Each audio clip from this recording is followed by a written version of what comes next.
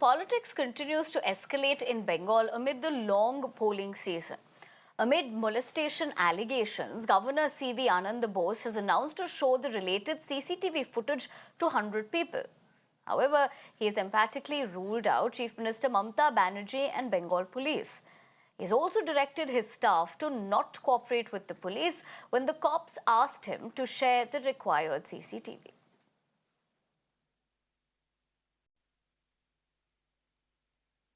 All right, so that's the latest essentially that we are picking up given this particular allegation that was leveled, serious allegations against the governor of West Bengal, C.V. Anand Bose. But the governor, we believe, is going to be showing the CCTV to 100 people, but he's ruled out the chief minister and police. Why would that be? Let me take that point to my colleague Adrija joining me live.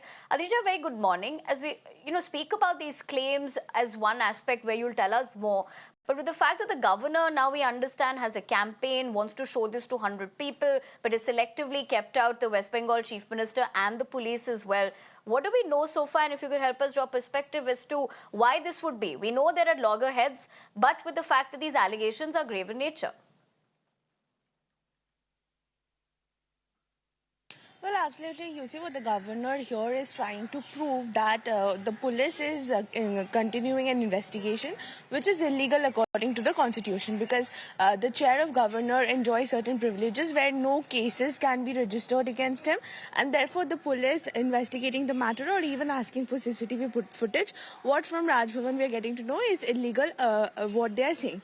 But keeping all that in mind, because of the fact that governor is saying that he's in the truth and there is nothing from his side to hide, he has said that he will not show the CCTV footage to the police or even the chief minister for that matter, but any common man who wants can go.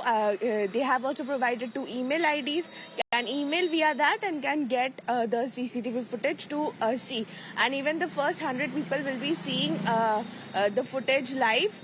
And after that also, whoever wants, they can reach out to the Raj Bhavan and they will be, talking to the people, opening like a gallery for the people to come and see the CCTV footage of the corridors of Raj Bhavan. And even the timing of those CCTV footage is also mentioned, like on which particular day, from which time to which time the victim was present in the Raj Bhavan, and those CCTV particular footages will be shown to the people.